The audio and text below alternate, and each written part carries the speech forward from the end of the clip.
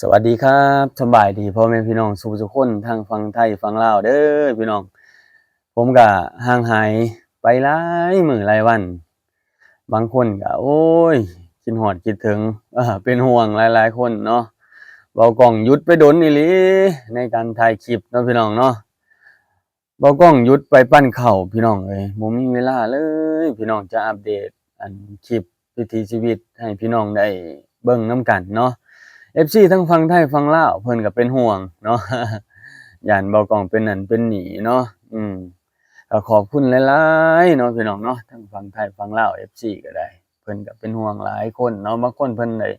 ติดตามเนาะทางเฟซบุ๊กทางหยังก็ได้เนาะพี่น้องเนาะเพิ่นก็น่าจะเห็นคลิปสั้นคลิปหยังทางยูทูบบ่กล้องก็บ่ค่อยเอาคลิปลงปานใดเนาะพี่น้องเนาะบ่กล้องบ่มีเวลาปานใดพี่น้องคือไปนำรถปั่นนี่ปีนี้น่ะคือลำบากแรงนะเว้าจังซี้ซะ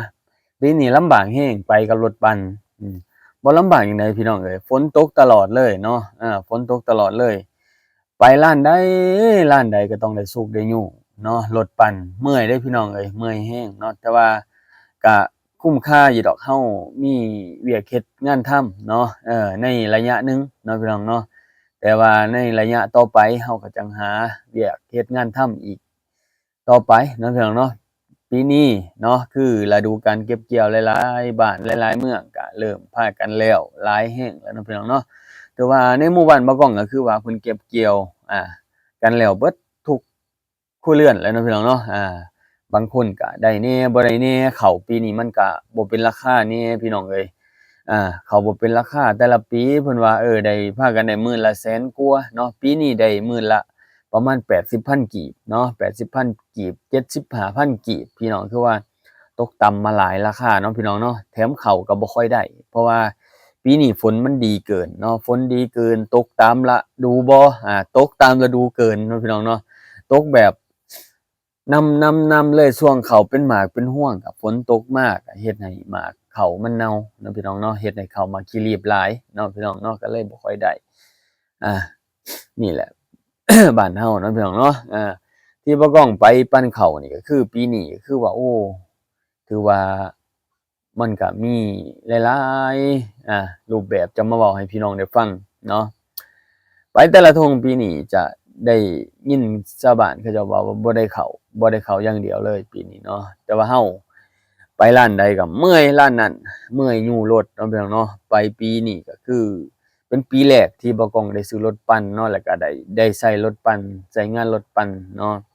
อยู่ในเขตเมืองมหาไซแขวงคำม่วนเนาะพี่น้องเนาะอยู่ในเขตเนาะพี่น้องเนาะแต่บ่ก้องอยู่นี่คือทุ่งไร่ทุ่งนาหลายเนาะแต่ว่าบ่ก้องจะได้สีแต่หมู่บ้านเจ้าของ หมู่บ้านอื่นคือเฮาบ่ได้เข้าไปเนาะบ่ได้เข้าไปเพราะว่าถ้าเข้าไปหมู่บ้านอื่นเฮาจะต้องได้เสียเงินเนาะพี่น้องเนาะจะได้ต้องเสียเงินล้านละ50,000เนาะหรือว่าล้านละเข้าละหมื่นเนาะหมื่นก็คือ12กิโลเนาะพี่น้องเนาะเฮาต้องเสียให้เพิ่นเนาะพี่น้องเนาะ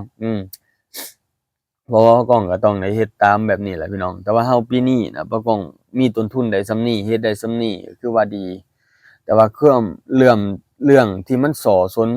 หลายๆอย่างหลายๆแนวรถปั่นคือส่อสนเราไปซื้อรถมือสองเขาเรายังบ่รู้ใจมันพี่น้องเอ้ยเรายังได้ซ่อมได้แปลงเจอปัญหาหลายๆปัญหาเนาะเงินแสนบาทเราซื้อเครื่องมือสองมาเนาะเครื่องก็เครื่องจีนได้เปลี่ยนสูบได้เปลี่ยนหม้อน้ำโอ้ยหลายๆอย่างหลายๆแนวปวดหัวเลยพี่น้องเอ้ยปีนี้น่ะบ่รู้ว่าจะได้คุ้มค่าน้ำมันบ่แถม เพราะว่าข้าวเนาะแต่ละธงแต่ละร้านน่ะเขาเจ้าบ่ได้ตามเป้าเด้พี่น้องเอ้ยบ่ได้ตามเป้าก็คือมันมันจั่งใดพี่น้องบางร้านน่ะเราได้แค่สอบ2สอบเนาะบางธงน่ะเคยได้เข้าเป็น100สอบนะแต่ว่าตกมาปีนี้ได้6-70บ่วะ6-70นี่เราก็เอาแค่3สอบบางเทื่อพี่น้องกันก็ตั้งแต่2สอบเท่านั้น บางทีเราเอาใจลูกค้าเนาะเอาใจลูกค้าเพราะเราปีแรกเพิ่นว่าพ่อเฒ่าเพิ่นว่าปีแรกเอาตามนั้นแหละบ่ก๊องก็ว่าเนาะเอาใจลูกค้าก่อนอาก็เฮ็ดไปตามนั้นแหละพี่น้องเอ้ยพ่อก๊องก็บ่ฮู้นะเพราะว่าเส้นสายนี่คือบ่ก๊องมาอาศัยเพิ่นอยู่เนาะพี่น้องเนาะอาศัยเพิ่นอยู่บ่ฮู้จักไผเนาะพี่น้องเนาะ ก็คือพ่อเฒ่าเพิ่นพาไปเฮ็ดพาหาเนาะบ่กล้องก็ไปตามนั้นแหละพี่น้องเอ้ยเฮ็ดได้หาได้เราก็เบิ่งไปตามสถานการณ์เนาะแต่ว่ายังบ่ได้สรุปเข้าดอกพี่น้องเอ้ยยังบ่ทันเก็บเข้าได้ครบเบิดเนาะ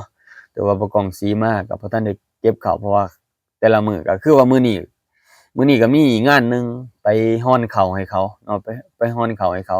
ข้าวรถปั่นน่ะพี่น้องโอ๊ยแม่นข้าวรถเกี่ยวนะพี่น้องมันเป็นข้าวหมากลีบหลายเนาะเอาไปสีให้เขาเขาอยากได้หมากตึงเขาก็ไปสีเขา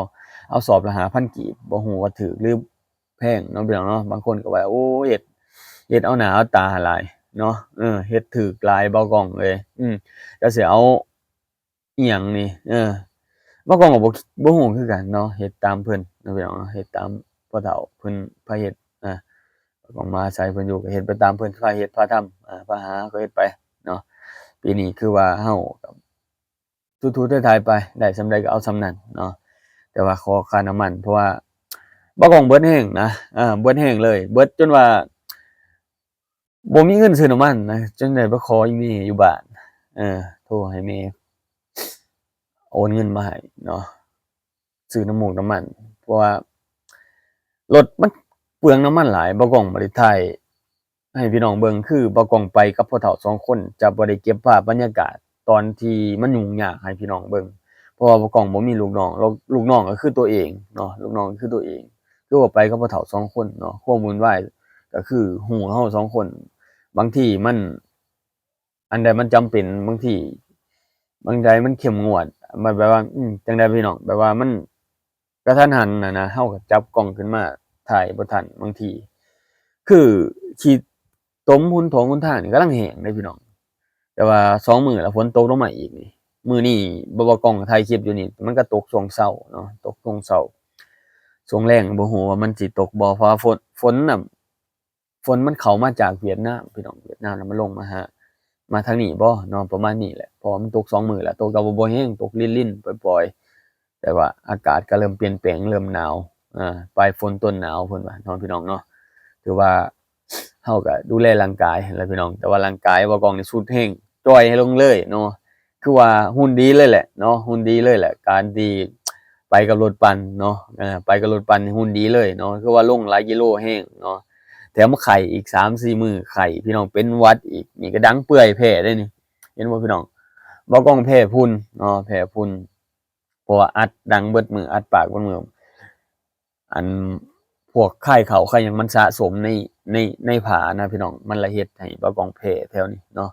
แถมเจ้าของกินเผ็ดนำเนาะมันก็เลยเกิดภูมิแพ้เกิดเปื่อยเกิดหยังเนาะเอานี่แหละพี่น้องเอ้ยบ่กล้องบ่ได้หายไปไสคือติดกะปั้นข้าวพี่น้องเอ้ย บ่มีลูกน้องปีนี้คิดว่าเจ้าของเฮ็ดได้เฮ็ดเอาเพราะว่าคันไปจ้างก็คือเราจะมีส่วนแบ่งคือว่าปีนี้เราเบิดไปหลายแล้วเราทุยสู้ทูไถๆเอาเพราะว่าข้าวเจ้าของก็เกี่ยวแล้วก่อนหมู่เลยเพราะว่าข้าวยังเขียวอยู่ก็พากันเกี่ยวเลยย้านบ่ทันคนพี่น้องย้านบ่ทันคนที่เขาเจ้าเอิ้นปั่นเพราะว่าลูกเมียแม่เฒ่าเมียก็คือเหนื่อยแรงเขาเจ้าก็คือเฮ็ดได้แต่เกี่ยวข้าวเกี่ยวน้ำตอนนั้นก็จะขนข้าวขนน้ำก็คงจะบ่ได้นอกจากเราจะ เฮ็ดเผาแล้วเคยเฮ็ดส่ำนี้ก็ต้องเฮ็ดมากกว่านี้เพื่อจะดีดตัวเองให้ไปสู่จุดที่แบบเราบ่เคยมีนะพี่น้องเอ้ยคนที่เขามีทราบบ่ก้องเห็นเขาพยายามหลายกว่าเราหลายเท่านะพี่น้องเนาะคนที่เขาเจ้าเขามีคนที่เขาเจ้าพออยู่พอกินเขาเจ้าพยายามหลายกว่าเราหลายเท่านะพี่น้องเนาะนี่แหละพี่น้องบ่ก้องก็เอาจุดๆนั่นแหละเป็นแรงผลักดันนะบ่ก้องก็สิ่งที่บ่ก้องเฮ็ดได้ในปีนี้ก็คือนี่แหละพี่น้องคิดว่าอยากตั้งเสาเรือนแต่ว่ายังบ่ทันมีเงินข้าวก็บ่เป็นราคาถ้าว่าได้ตั้งเสาเรือนแล้วบ่ก้องก็จะไปพลิกแพลงจะไปเปลี่ยนเส้นทางใหม่ในช่วงฤดูกาลเก็บเกี่ยวแล้วเนาะก็คือบ่ก้องว่าสิไปเฮ็ดเวียกเฮ็ดงานเนาะพี่น้องเคยได้เว้ากับพี่น้องได้เพิ่นฟังแล้วเนาะหลายๆคน FC ทางฝั่งไทยเพิ่นก็ยินดีต้อนรับบ่ก้องเนาะแต่ว่าบ่ก้องยังบ่ทันได้ไปในช่วงนี้ก็คืออยากเก็บเกี่ยวทุกๆอย่างให้มันเสร็จเลยเนาะพี่น้องเนาะก็คือพวกมันพวกหยังบ่ก้องก็ยังอยากเก็บเกี่ยวอยากคิดเฉลี่ยเบิ่งว่ามันจะได้จักบาทจักกีบเนาะพี่น้องเนาะและจะลงทุนแนวใดมันจั่งสิไปต่อยอดได้เนาะพี่น้องเนาะคือว่าปีนี้นะบ่ก้องเว้าคร่าวๆกับพ่อเฒ่าแม่เฒ่าเนาะก็คือว่าจะเอาที่ทางขยับขยายออกอีกเนาะทางป่าทางไร่เนาะพี่น้องเนาะขยับขยายออกอีก พื่อให้มันมีพื้นที่ปลูกฝังได้หลายขึ้นกว่าเก่าเนาะก็คือบ่ต้องคิดว่าปีนี้จะปลูกยางพี่น้องปลูกยางไว้ให้พ่อเฒ่าบางทีเฮาไปเฮ็ดเวียกเฮ็ดงานเนาะถึงฤดูการเก็บเกี่ยวเฮาจะจังหมุนเวียนมาอยู่ในจุดนี้ก็คือบ่ต้องจังสิได้มาปั่นข้าวปั่นน้ำอีกพี่น้องเอ้ยเพราะว่าปีนี้เฮามีรถปั่นแล้วปีหน้าถ้าว่ามีเงินก้อนเงินกำถ้าว่าเฮาได้ไปต่อยอดต่อจอมเฮ็ดอิหยังได้สิ่งใดได้สิ่งหนึ่งแล้วเฮาจังกลับมาสมมุติเฮาเฮ็ดเรือนเฮ็ดบ้านเนาะเฮาต่อเติมเล็กน้อยๆปีนี้ตั้งศอกตั้งเสาไว้เนาะปีหน้าปีฮื้อเฮ็ดเทขอกเทคานเนาะค่อยๆก่อกำแพงมุงหลังคาเล็กๆน้อยๆเนาะพี่น้องเนาะอันนี้เป็นสิ่งที่บ่ต้องฝันเนาะแต่ว่าอยู่ในบ้านเฮาถ้ามองเบิ่งกว้างๆเลยก็ยากแหน่จักหน่อยจะลงทุนแล้วมันจะเป็นเป็นหมากเป็นหน่วยพี่น้องเอ้ยยากแหน่จักหน่อยเนาะมันต้องใช้เวลาหลายแรงเนาะแถมเฮาบ่มีต้นทุนเนาะคนที่จะอยู่ได้ในบ้านเฮาคือในบ้านนอกนะว่าตามความจริงบ่แม่นอยู่ในบ้านเฮาอยู่ในตามบ้านนอกนี่จริงๆต้องมีเงินหลายเลยแหละเนาะจะไปซื้อในสิ่งที่ลงทุนได้แล้วก็ต่อยอดในครอบครัวได้ถึงว่ามันอาจจะบ่หลายแต่ว่ามันเฮ็ดให้ครอบครัวเราพออยู่พอกินได้เนาะยังโอเคเดะพี่น้องบางคนเขาจะมีรถดุดเนาะนี่ถึงฤดูกาลเก็บหมอกเก็บมันบุกเบิกป่าทั้งไร่ทั้งสวนเนาะเขาเจ้าก็ไปได้ในจุดๆนี้เขาเจ้าสร้างหมากสร้างหน่วยได้ในตอนนี้เนาะคือไปดุดไร่ดุดสวนเบิกป่าทางดงให้เขาเจ้าเนาะไปยุกร่องไถสวนเนาะพี่น้องเนาะไถนาบุกเบิกคั้นเนาะเขาเจ้ายังเฮ็ดได้ใน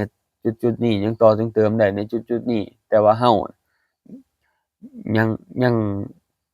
ยังบ่ฮอดในจุดๆนั้นเนาะพี่น้องเนาะได้ส่ำนี้ก็ยังโอเคแล้วบ่ตีค่าเจ้าของต่ำเลยเนาะบ่ตีค่าเจ้าของต่ำจะพยายามต่อไปเนาะถึงว่าปีนี้มันจะได้เล็กๆน้อยๆก็ช่างมันเนาะแต่ว่าเราจะพยายามอีกต่อไปเนาะพี่น้องเนาะเพราะว่าอิหยังเพราะเพื่ออนาคตของเจ้าของเนาะเป้าหมายบ่าวกล้องในปีนี้ก็คืออยากให้ได้เสาเรือนเนาะเฮ็ดตั้งเสาเรือนไว้แต่ว่าสิได้หรือบ่ได้ต้องเบิ่งนำกันอีกเทื่อหนึ่งเนาะบ่าวกล้องบ่ยอมแพ้ดอกพี่น้องเนาะฝาก FC ทาง